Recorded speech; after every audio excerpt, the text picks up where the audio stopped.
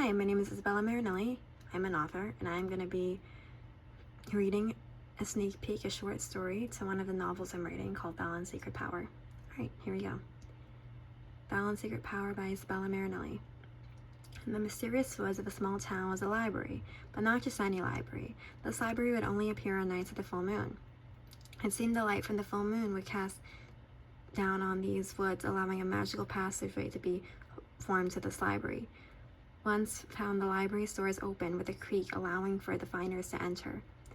Upon entering the library, it is immediately noticed that the inside is a lot larger than how it looks on the outside. There were many large, tall aisles of books that seemed never-ending, but what would surprise many is that more than half the books were filled with nothing but empty pages.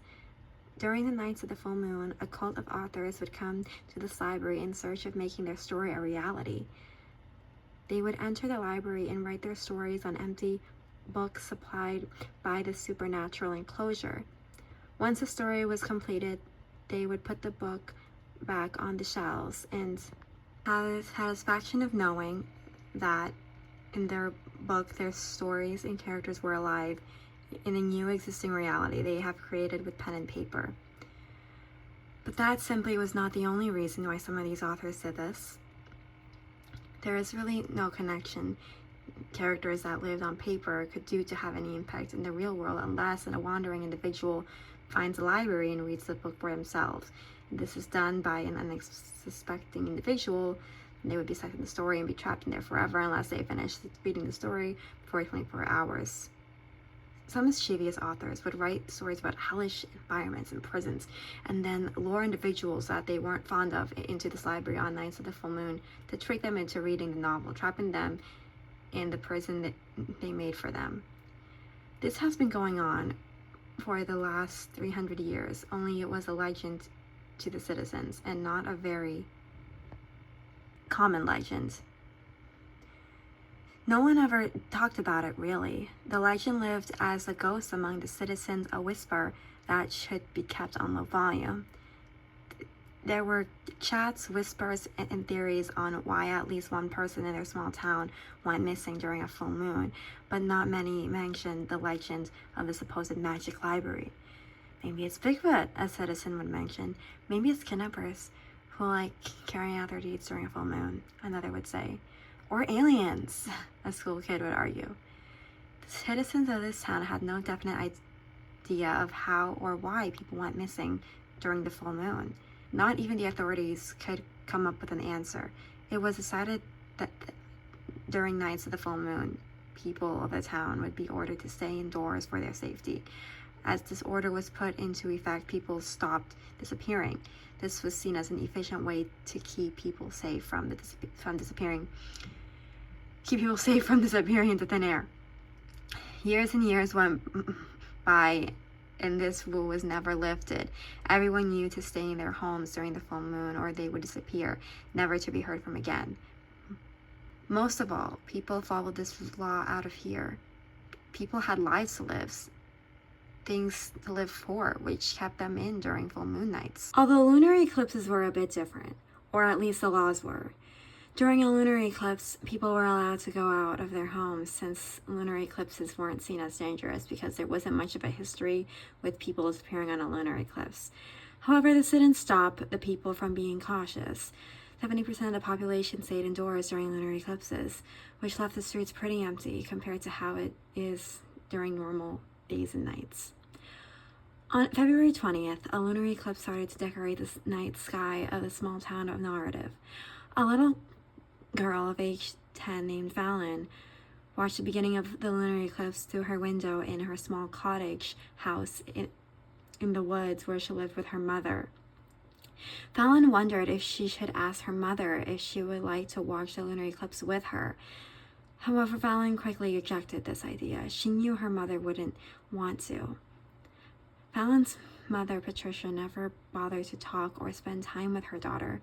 She would always lock herself in the biggest room in the house, her bedroom, and never bothered to come out. The only time Vallyn ever saw her mother was when she would leave her room, which was very rare for her to do. Vallyn basically had to raise herself. She walked to school, did all the laundry in the house, and cooked herself dinner. This way of living made Vallyn very angry.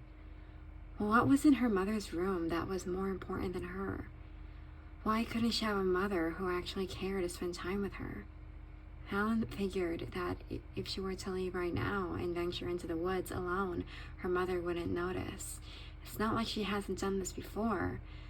Vallyn always ventured into the woods, but never on the nights of the full moon or during a lunar eclipse.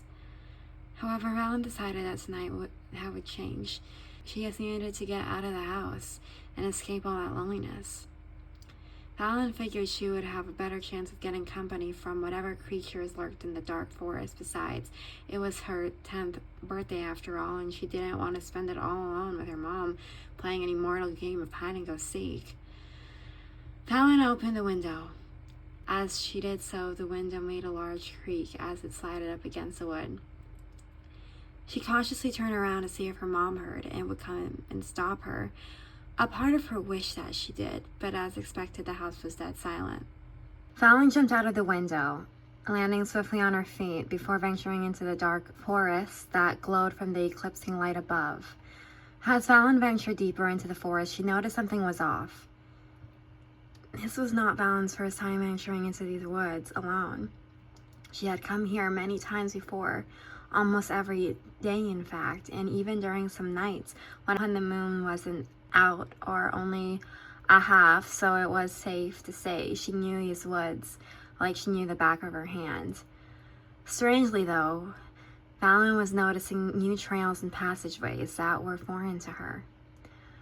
Most children would worry about getting lost, yet Vallyn was not afraid that she might get lost.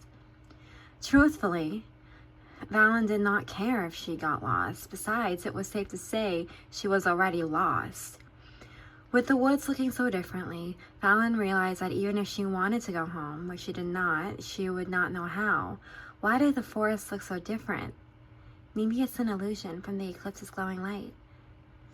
Vallyn told herself as she tried to rationalize it, though deep inside her she knew there was no way any kind of illusion could cause new trails and passageways and magically poof out of nowhere.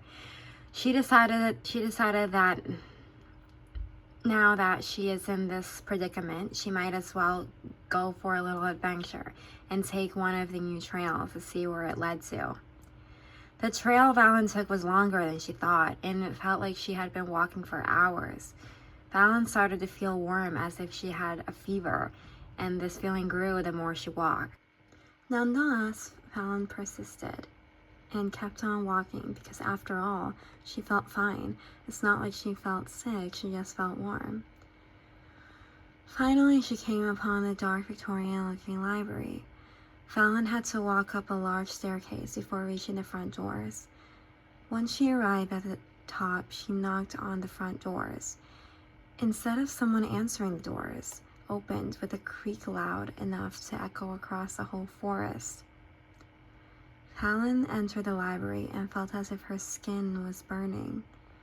She looked down at herself and realized small blue flames were emerging from inside her. Then she saw those same blue flames coming from one of the books. Vallyn grabbed the book and immediately everything around her burst into large blue flames. Vallyn looked down at the book and saw the words were also burning in blue flames. The girl noticed that the author was her mother and that she was somehow connected to this story and had some kind of power.